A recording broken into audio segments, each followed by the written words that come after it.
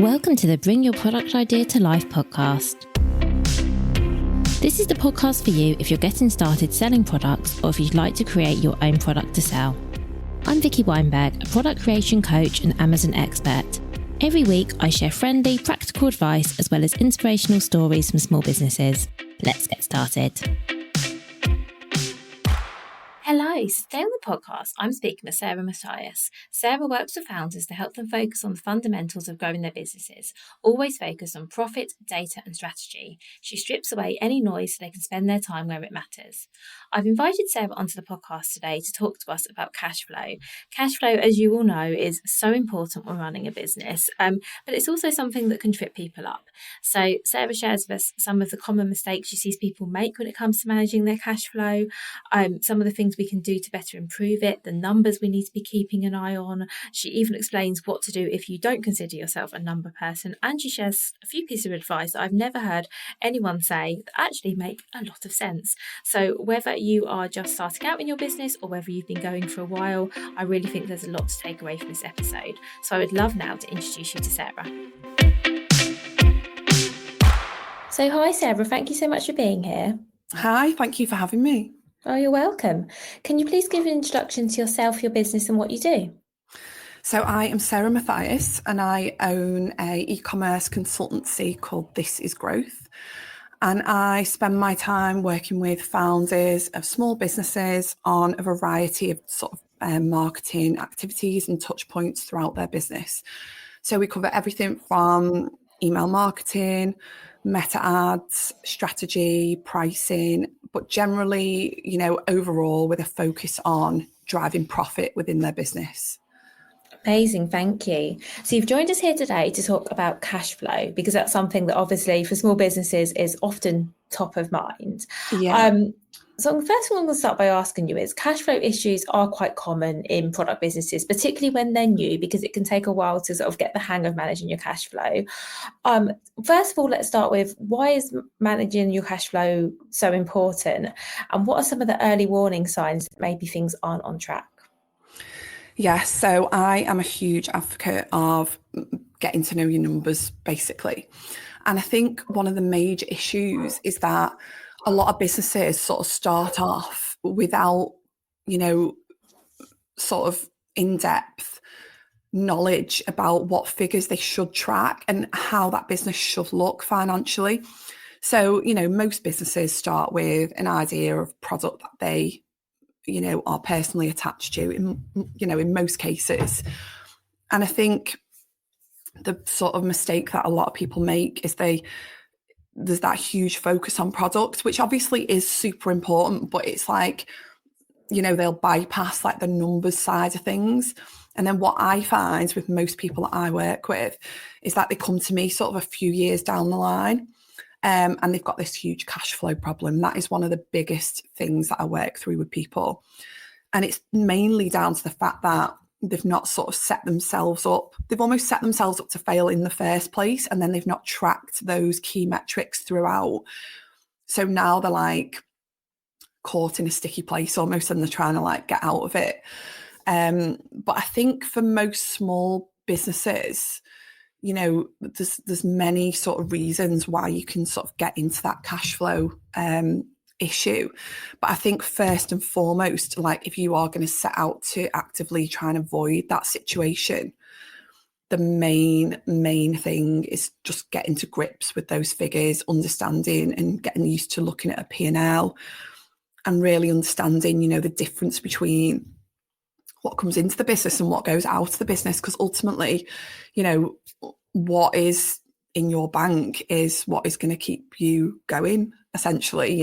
It's all well and good on paper, but ultimately, if the cash isn't there, it becomes very difficult. It's like your hands are tied, you're like completely trapped almost. That makes sense. But I think, one of the, as I say, there are numerous sort of things that can get you into that situation. I think one of the biggest things for me that I see time and time again, and again, this probably comes off the back of sort of not knowing how to manage that financial side of the business. There's almost two things that go hand in hand that I see often. First thing is a poor margin. a margin that is set off almost, like off the bat as poor. So like when we're looking at that buying in margin, they've either not accounted for everything around that margin, or they have, and it's just a really poor margin to start with. So for me, anything over 50% is what I would aim for. It becomes very difficult sometimes. It depends if you are a reseller or you've got your own brand. If you have your own brand, it's a bit more of a license to charge not what you want, but it's obviously got to be within your niche, but it gives you a lot more scope to gain that margin. Reselling, very, very difficult because you are dictated to as to what that margin should really look like. But often I find that a lot of people come to me with that poor margin to start with. And it could even be things that are eating into that margin, such as they're not accounting for shipping of every order that's going out. There's always something when you really scratch beneath the surface that there's something missing that they're not accounting for in that margin. And, it starts with product, but ultimately, if your margin is really poor, you sort of setting your stall out poorly in the first place. So you're really making that job, making the job difficult to achieve a really good margin. And then the second thing, which I see time and time again, is people taking too much money out of the business. So I think initially when a lot of businesses start, most businesses are starting as a sole trader. They don't have, they're probably not paying much tax at that stage. They mightn't be registered for VAT. So the margin seems, when those costs are relatively low, healthy, and a lot of that can be masked within the business. And then they start taking money out of the business. They get used to taking money out of the business and continue to do that. Now that can go on for years. And then over that period's time, hopefully sales will increase, but so will business costs. And actually the need to reinvest in the business becomes more, but they are still draining the business of all the available cash, basically. And that can only end in one way. And it is not a good way because, if you strip that business of the cash, it needs that cash to keep going. That cash flow is the lifeblood of any business. So to take that away, you're going to end up stuck. And I think I do see a lot of businesses close. And there's loads of reasons, there's lots of things that add up, that come bring them to that point. But ultimately, when you look at it, it's because they've run out of cash. And I think, it's just a place you do not want to end up in. Definitely not. Yeah, thank you for that. And I think it's really good for people to know some of the more common things you see, because hopefully we can avoid them. We can talk a little bit more about how we can avoid them. Yeah. Something that happened to me as well, if you don't mind me sharing, is that when I had a product business, problem that I had is I didn't really account for how long it would take me to, so my products were manufactured, how long it would take for my products to be manufactured versus when the payments were due, and balancing that against, I obviously had to then have the sales to make the money to fund future orders, and I got in such a mess with that. Is that something else that you see, or please don't say that's just me? No, that is not just you. That happens all the time. So that goes back to my point about taking cash out of the business and reinvesting it back in. So that is why every business needs this buffer, because like you said in that example, if you are manufacturing products, you've often got that down payment very early before you can sell that stock. If you are not selling on a pre-order model, then you've got a big lag time often between putting that down payment on that production right through to getting that product on your shelves, and on the website and ready to sell. So without that buffer of cash in the business, it becomes very hard, and you feel like you're robbing Peter to pay Paul. And then by the time you get to that point, paying yourself's just like out the window. And there are lots of reasons, really. So like you've just mentioned there about stock is one of the biggest sort of challenges for a lot of businesses. Being able to afford the stock when you need the stock, because obviously we want like frequent and regular sort of drops. We want that seasonality and we want that variation for the customer to bring back that customer who is going to return, and also to attract that new customer as well. So, stock, what I see often is an overstock problem. Overstocks are a massive issue. And this often comes back to the point of sort of getting really, intimate with those key stats around your business and understanding, the run rate, the sell-through rate, the lead time, all of those things have got to be factored in. Often I speak to people who are sat on a load of stock. Maybe they've overbought, or if they're in a clothing business, this is normally the worst because it's sizes and it skews a lot more, and they have bought the wrong sort of almost like quantities and proportions of size. And that's often because they don't pay enough attention to looking back at previous sales to then figure out what that purchase should look like. And I think, for me, that's why I'm so into that data, because the data can give you all the information you need. You've just got to use it in the best possible way. If you look back at your previous sales, you can tell in a season what ratio of, size 10 to 12 you've sold, or whatever it may be. You can see all of those things. So then if you use that information to then place, future purchases, hopefully you will sell through in the way that you have in the past. You also don't want to be overbuying and sitting on too much at once, but then that comes down to the lead times that you're up against and the seasonality. Christmas is a really hard period for that, because you're buying quite in advance, you're planning in advance, you're placing that purchase, but you almost don't know. You do know and you don't know if you're going to sell through. And the panic for most businesses when it comes to Q4, what the thing they dread is, well, if they're going to sell through and then not be able to repeat that buying time. So they feel like they've lost a load of money then and loads of sales that they could have had. But also no one wants to be sat on that Q4 stock, because once Q4's passed, often if it's Christmas, unique products, they can't sell it after Christmas. But I think I like a sellout model, especially for a business in its early days. And when I say early days, I'm talking like 5 years up to that point. It's still quite early in your business journey. I would rather sell out than have that stock sat on the shelves, because the thing about selling out is it often builds that hype as well, and it sort of teaches and educates the audience that if they don't buy it, will sell out. It doesn't always work in every business, but it can work really well. But I think, the biggest sort of debilitating thing, it's like a weight, it's like an anchor around the business, is what is sat on your shelves. If you can't shift that quick enough because you've overbought and it's not, the run rate's just too slow, then it's going to, I've seen businesses that when you look at the rate of sale, they've got product that has got another 500 days left on it. It's like so long, anything over that, really a season is as long as you want to go with your stock. But that depends on the lead times you're up against and when you can repeat on that buy as well. It's always a slight gamble. It's a bit of a finger in the air, which any merchandiser will tell you, but you base it all initially on what has gone before. That data is so crucial, and can guide you, so well that it's, why would you not use it almost? It's there for the taking, really, and it makes your life so much easier, and I'm all for making your life easier. I don't think there's any need to overcomplicate anything like that. That's really useful, thank you. I really liked your point about a sellout model. No one's ever spoken about that before.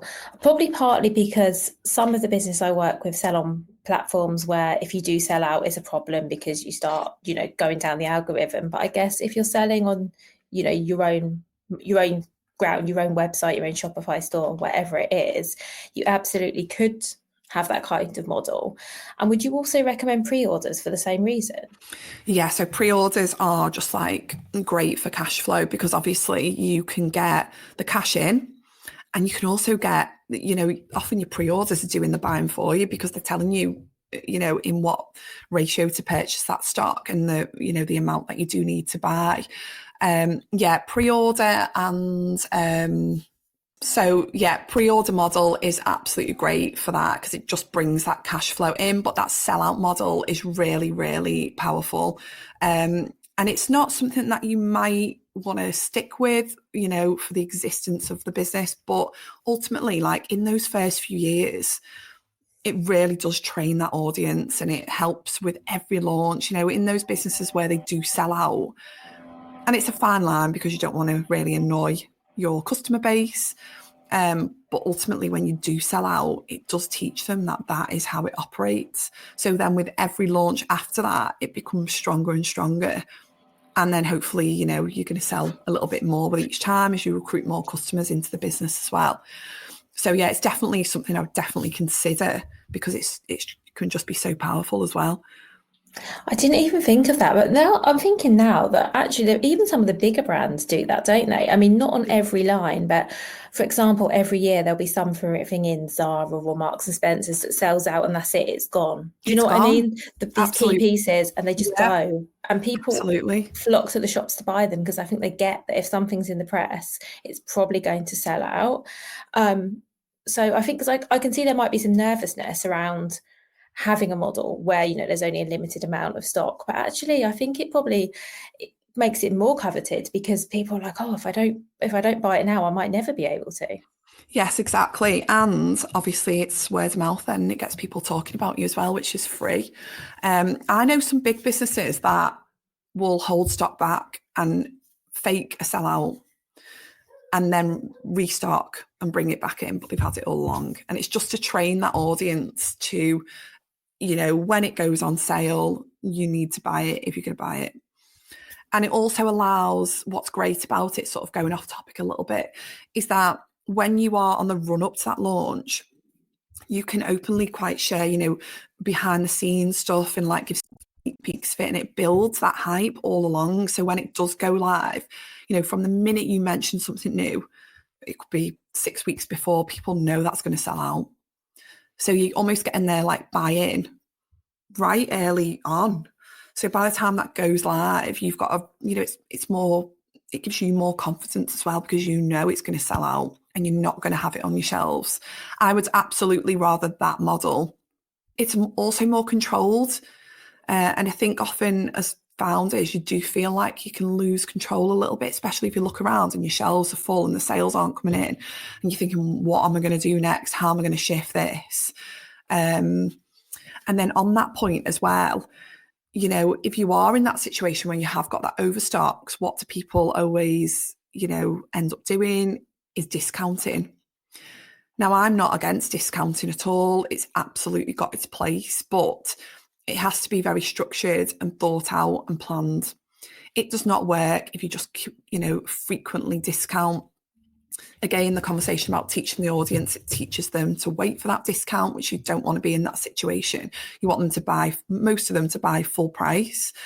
But, even going back to my initial point about margin, if you've got a really poor margin and you've got stock set on the shelves and you are discounting all the time, what you're going to actually get as your achieved margin is going to be very low.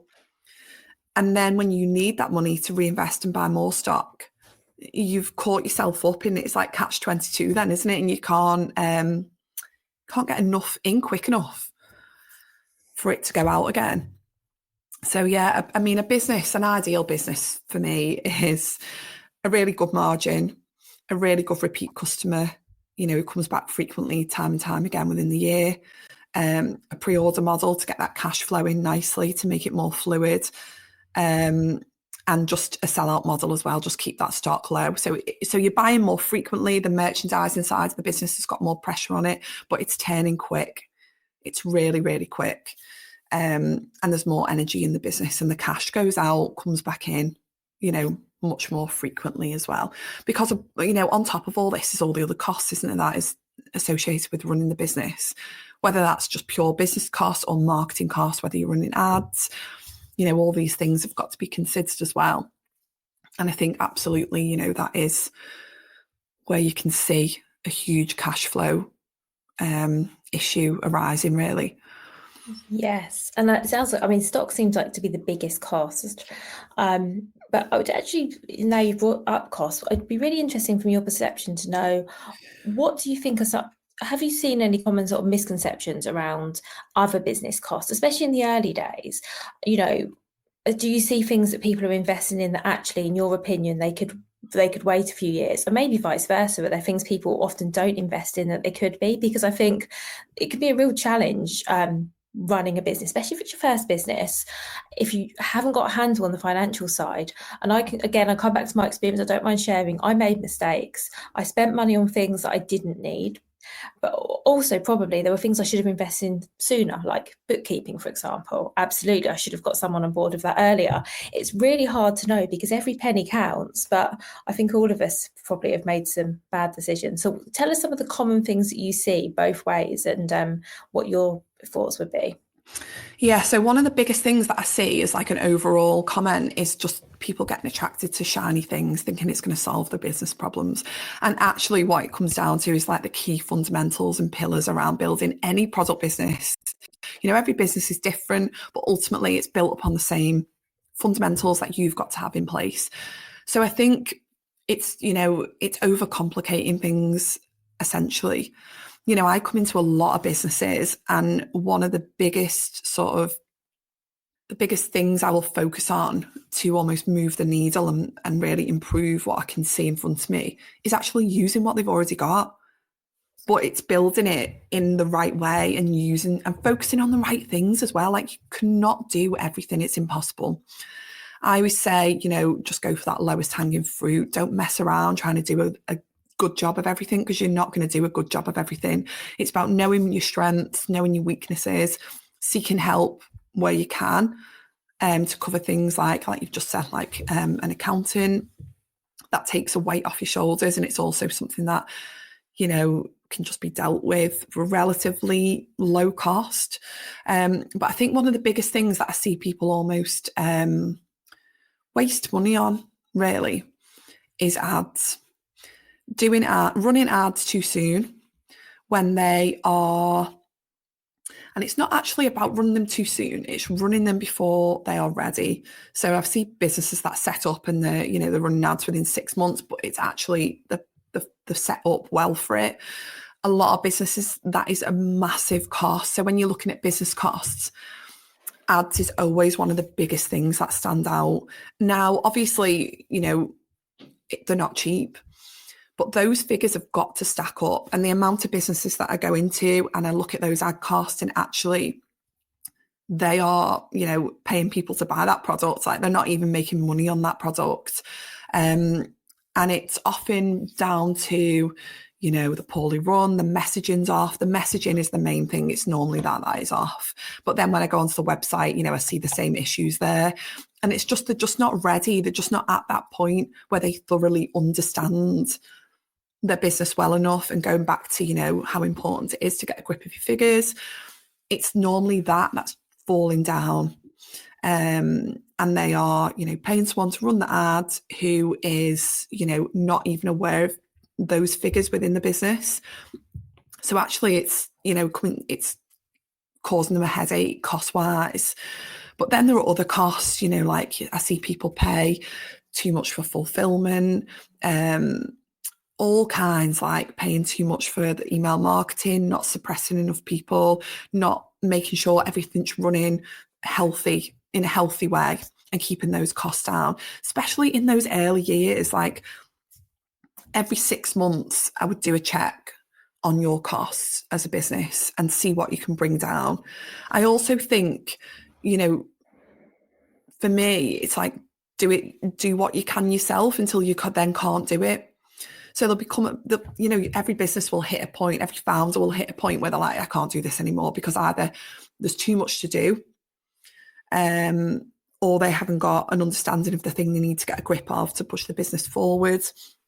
But for me as a founder, I think it's really important to understand those fundamentals. You know, it's all well and good seeking help, you know, even from someone like me, but I will always make sure that the client understands and is, you know, I'm also like educating them along the way. There's no point me just taking it and doing it all and then having no idea of actually what's going on, because you're in no better a position there. Because once you understand those key fundamentals of running a business, you know, you can go run another business. You know, the same method almost applies. And it is almost like it's almost like a maths equation, isn't it? And you've just got to crack it, understand it, and know what bits to pull and push at the right time for it to stack up, really. But I think, the biggest thing I see is just those business costs being far too high. Every business has got business costs, and some businesses I look at and, we get those business costs down and we're like, okay, this is the cost to run the business. But actually the P&L looks really poor because there's not enough sales coming in. So then it's a case of, well, this is actually the cost to run your business. So unless you can hit this revenue with sales, you're always going to be, you're always going to be losing money. There will be like sort of a drop dead figure where, this is what you have to get through and power through in the first part of the month, then achieve profit and margin after that. It's not a case of you can't always adapt the business cost to the revenue coming in. Often there's a challenge of how can you increase that revenue to account for those business costs, really. But I think generally overspending is huge, absolutely huge. Like I can't think of one business that I've not gone into and being able to say, well, strip that back, you don't need to be spending that. It happens every single time, and it's easy to let it run away. But I think for me, it's all about keeping check on things and sort of planning in advance and just keeping an eye on everything, really. Yeah, and I think that's something, as you say, can easily get lost as well, especially when you've got all the other things to do. I know for myself, I don't sell products anymore, but I have a service business, but I know the exact costs to run my business. I know what I pay out every month, therefore I know what I need to earn. And like you said, I review that every couple of months just to be sure, okay, do I really need this software? Is there something cheaper, or is there another way of doing it? But I think it could be, but I've been doing this for a long time, and I've only really just, let's be honest, got into the habit of doing this. But it's definitely helping because I know what's due and what's due when. I would love to know what cash flow practices that you would recommend. Hopefully that is something, that is one of them. But what else would you recommend, like even really small businesses can do to really keep an eye on their cash? And also predict if there's going to be a problem. I think that's a big thing as well, because often I'm sure you get people come into you and just go, I don't have the cash, things are quite dire. Anything they can do to sort of get ahead of it would be useful. Yeah, so I would always say, I say the same thing from the start. You have got to keep your own P&L. So, almost not ignore the P&L your accountant gives you, because it's often it can feel complex and almost overwhelming when I say a P&L. People think of the one they get, when they're going to file their taxes. And it can be quite overwhelming, that really. In a really basic, formula almost, all you need to know is what is coming into that business and what is going out of that business, what liabilities you've got, such as, your tax and your VAT, but keeping track, from the start of what is coming in and what is going out. Now, to your other point about, knowing what needs paying when, and knowing sort of predicting what is coming sort of in the future. So I would always map out like the next 12 months as good as you can. It is still a bit of guesswork. Now, if you've got like years gone by of business, it's easier because you can base it on that previous year or whatever. But if you haven't got that and you've sort of 6 months formed or whatever, it's much more difficult. But what you can do is almost apply a basic uplift to those months. So like say we're coming into Q4 and you've got a product that will sell well in Q4, you can apply, an uplift for your normal average month, and you can sort of have a guess around that. But one of the key things I would say, back to my earlier point, don't take any money out of the business. And I think this is something that most people do not talk about. So for me, if you're setting up a business we all want to be paid, we all want to earn money.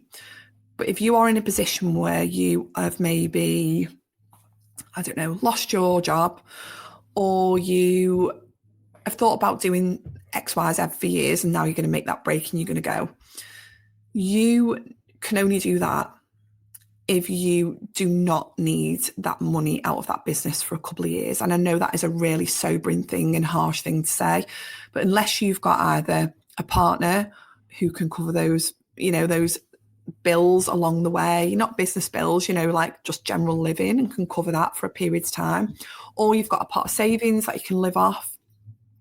For me, you leave every penny in that business for a good 24 months easily.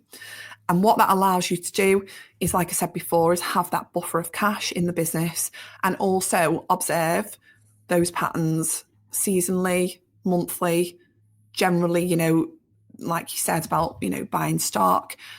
So say you are manufacturing product and you might have 4 main drops within a year. So you can roughly then map out when those drops are going to be. But I think one of the other things that I see not happen frequently enough, say, let's talk about Q4. So say you have got products that is you want on your website, out for sale by 1st of October. What you need to then do is only the lead times, the sampling times, the shipping times, all of those things, how long it takes to book into the warehouse, or maybe you're still dispatching from home. All of those little time slots, you've then got to work right back from that period, say from the 1st of October, right back. So I would say, when do you need to sample? When do you need the first sample in your hands of that product? That could be April of that year.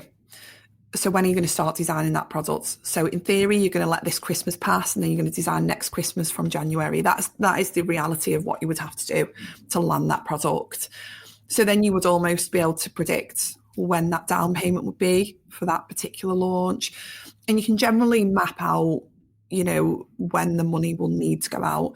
But I do really stand by, you cannot take money out of that business to start with. If you are setting up a business to earn you money straight off, you're going to become unstuck, unless you're telling me you've got a 90% margin and you're going to get, I don't know, 100,000 customers in the first year or whatever like that. You just can't take the money out. There's just no way. You've got to have that money in so you can then see, exactly what's happening. And like my point before, it's, at the start of every month, or even if you do it every quarter, see what stock's on the shelves and what that's worth. I often go into businesses and, we look at that, and there's like 400k on the shelves at retail value. So, okay, we're going to have to slash that at 50%. So you're just going to release your money back off those shelves. And that's another thing actually I've not mentioned, is that I think there's this fear around, like, if you look around and you see that stock sat there, in your mind just see notes sat there, because it's just money on the shelf. So if you need to get that money back out and release that money back into the business, just do it. Just get rid of that stock. I think people start off very cautious about discounting that stock or trying to shift that through. But actually the reality is, until you are doing I'd say 3 to 5 million a year, you can do stuff like that. You can afford to make mistakes, and you can try things out and be a bit more scrappy, because there's not enough people watching you to not do that, really. And I think you've got to do what's best for your business. And if that's just slashing the stock to get the money back out, so you can buy, if you were doing that to gather money to put down for Q4, then that's what you would have to do. But only if you can learn from how you've ended up in that situation to start with. And I think that's key. So I think, going back to your initial question, it's like tracking everything from the start, but mainly just what's coming in and going out, and not taking money out of that business and just leaving it to sit, and having that buffer along the way, especially in that early period's time. That's really interesting. Thank you. And you're right. I haven't heard anyone say don't take money out, but I have spoken to a lot of founders who haven't taken money out. I speak to people who've been running their business for 2-3 years, and their business looks to me like it's going really, really well. And then they say, you know what, I haven't taken a penny so far. Yeah. But you've got to allow it to accumulate, because, if it was that easy, you wouldn't see businesses closing, and you wouldn't everyone be doing it. Like, it's about doing that hard thing for a long time before you can take that money out. Yeah. And I think, but paying yourself is still like a taboo subject, really, isn't it? Like, most people don't talk about it at all. And the amount of people, like, I observe as a business, who I think, from the outside, they're doing great. And then I come to work with them years later and actually see what's going on behind the scenes. And it's not that they're doing terribly, but it's a totally different picture from what you get as a customer, consumer. So I think it does pay off. It does definitely pay off, as long as you are setting your stall out from the start in a way that will not limit your growth and will allow you to grow. Because initially, in those first few years, the focus is on getting customers in. You're essentially buying customers, because without the people, it doesn't matter what you got to sell, you won't be selling it. So it's the frequency that they return, and it's the frequency that they come in every month, every quarter, every 6 months, every year. And that is what the focus should really be on to start with. But yeah, it's taking money out. It's a killer. It only ends in one way ever. That makes so much sense. And, I know that there are people doing it, but you're right, I haven't seen people talk about it, but it does make a lot of sense to me. And it sounds like if you can be really deliberate at the start, because obviously we all start our businesses to make money, unless it's a hobby, but for most of us, it's not a hobby. It's, it's going to be our income. But it really sounds to me like if you can say, okay, I'm going to do this for 2 years and I've got enough money that I can do this for 2 years without taking a penny out, it does sound like you're setting yourself up for a lot easier life in the long term than if you're from day one taking money out as you need it. Absolutely. Or you do pay yourself, but you pay yourself consistently the same at a level that is perfectly achievable. Because what I see is, even back down to business costs and salary, you're putting pressures on the business that the business can't afford. Like, if you think of the business as like, someone you're borrowing money off, it can't afford to give you what it's giving you.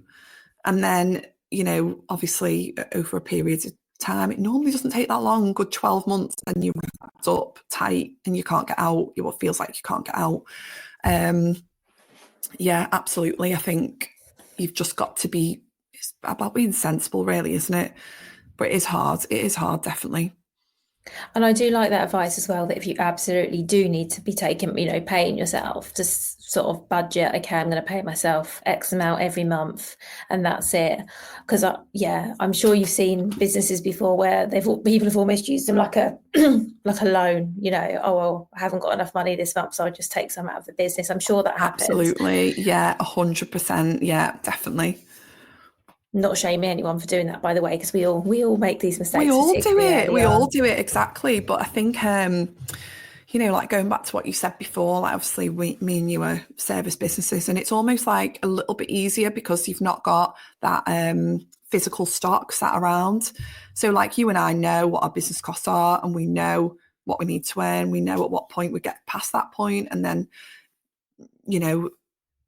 the profit coming in is a little bit different. It's a little bit faster moving. But for a product business, they're essentially like, every time they're buying stock, they can be, just putting some on the shelf, like just leaving it there. So it's really hard because it just erodes that margin then, and any profit cash. It was really, really hard. Now, I know you're a real advocate for keeping things simple. Can you give me some examples of things you see brands overcomplicate that perhaps, in your opinion, could be simplified? Oh, yes. I think it's, again, like I said before, just being attracted to those shiny things. Like, for me, I always say just crack one thing at a time. So if you can't sell organically, ads is not going to solve that problem. And I think I see people spread themselves too thin. They'll try a bit of everything, and then they'll get drawn to something else. Oh, this might work. Actually, the issue is normally much deeper than that, but it's actually quite simple. So it could be a product problem. No one ever talks about, is the product actually not that good? People just assume when they put a product out there that it's great because they believe in that product. But actually, if the demand's not there, and you can't sell it yourself, organically, then how are you going to sell it when it's marketed? It's going to actually eat more of your cash up. So I think that's something I see people overcomplicate, really, like thinking it needs to be this sort of complex system of different marketing activity and different things within the business. And I can tell you from having gone behind the scenes of, businesses starting out and businesses that have been going for years, businesses doing 10K a year to businesses doing like 4 million a year. They often, when they nail it, they're running in quite a similar way. Like those fundamentals are still the same. Obviously, the bigger you get, the more challenges that come, the more money that's coming in and going out. And often, the bigger the system and team needs to be. So there's, a bit more complexity there. But ultimately, it's not, people think, when it gets to 4 million or whatever, it's going to be this complex business. And it's not. It doesn't need to be like that. It's actually quite simple. And you can actually you can scale those big figures with a team of 4 or 5 people. Like it's not like a, especially these days, like it's just quite, it's easy to do, really. But yeah, I think it doesn't need to be this overcomplicated thing. But then, I think also, like I said before, it's about knowing where your strengths are. For example, like people who end up setting up a business because it was a hobby, normally they fall in the like creative realm. That is their strength. No one can do that job other than them. No one can come in that they can employ to do that aspect of the job. So if they struggle with everything else or a lot of the other parts of the business, then you need to, build that business so you can then get assistance on those other parts. Like figures is often the main one. People who have set up sort of a creative business might have started as a hobby and now it's a business, and they feel like they can't get to grips with any of the figures, or they don't understand it. You can't ignore that. There's only so long you can ignore that for. And what I often do say, which it does sound really harsh, but you can't just say I'm not a numbers person, because if you are running a business, you've got to figure it out. There's no two ways about it. Like you're going to end up shutting up otherwise. So I think there comes to you get to a point where you can't ignore those numbers. And you either need sort of help and support and educating about what you should be looking at, but it doesn't need to be, crazy, like complex system. It doesn't need to be that at all, really. Thank you. And actually, that's something I wanted to ask you about, because I know there will be someone listening going, I'm not a numbers person. You're talking about data. This is scary. Because it won't be for everyone, and there definitely will be people who are feeling a little bit out of their comfort zone now. But what would you say to them? What are things that, for anyone listening who's like, I just don't have a track on this, I don't know where to start, what advice would you give? I would say, you can't just say I'm not a numbers person. And okay, you're never going to be, or you might never be someone who's like well into the numbers. That is absolutely fine. That's, that is okay. I think just starting small and breaking it down, pay attention to the data that you've got in front of you, whether that's the back end of your Shopify analytics. If you can read, you can learn. So it's like you can learn even the most basic principles about what you need to know.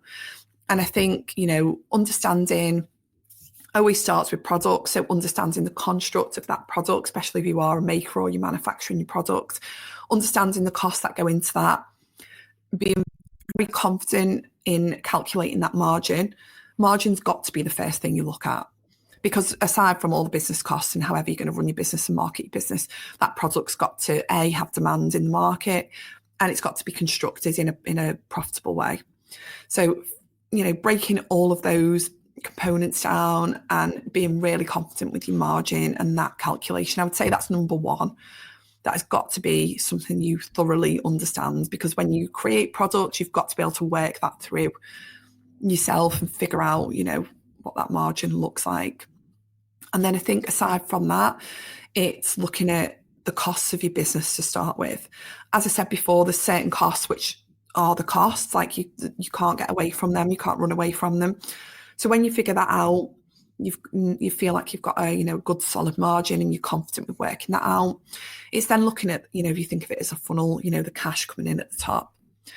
So then it's a challenge as to how you go out and get that, those eyes and that traffic. But I think, if it does feel overwhelming looking at your figures, start with your margin. It's got to start with that, and just gradually sort of building on understanding all of the other things. You want to get to a point where you understand your average order value, how that can fluctuate even throughout the year, how that can fluctuate based upon what you sell, how you can get that up. And then one of the most, if not the most important thing, once you've figured both those things out, is your lifetime customer value, which is normally looked at over 12 months, how often that customer comes back to you over that 12-month period, and what they're worth to the business. Because if you are selling a product that people only buy once and they never come back, you've got a lot of pressure on you as a business, because you've constantly got the challenge to find new people. You've always got to find new people to buy. Whereas if you've got a product that, people might come back twice a year for on average, or even more, it's almost an easier business, because you've got people who are there willing to buy. You've just got to either present it in the right way or give them new stuff to buy. So I'd say they were the real key things really to understand before you venture into anything else sort of more complex than that, really. Perfect, thank you. And I'm assuming some of this, like lifetime customer value, is these things you can get from the back of Shopify, for example? Do you have to be doing all the maths yourself, or can you get so some of them you can get from the back of Shopify. They are quite laid out, like quite it does what it says on the tin, but other stuff, no, it is a calculation really, like you would have to figure out. Either I don't mind if anyone asks me. I think that is, I love to almost empower a founder to say, this is how you work it out, go and work it out and you can see for yourself. I want founders to understand how to figure that out. But even just a quick Google will give you that simple calculation. It's not complex at all to figure that out. But for me, understanding the figures is power.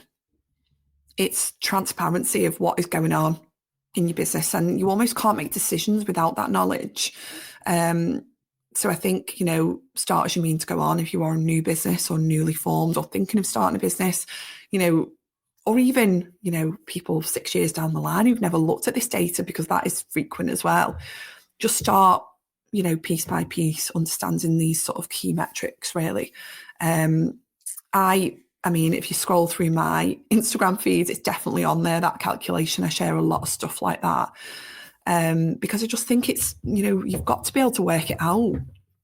It's not like something you should ever gatekeep or keep secret. It's like you've got to be able to figure that out for your business, so you can know what the future is going to look like and where to go.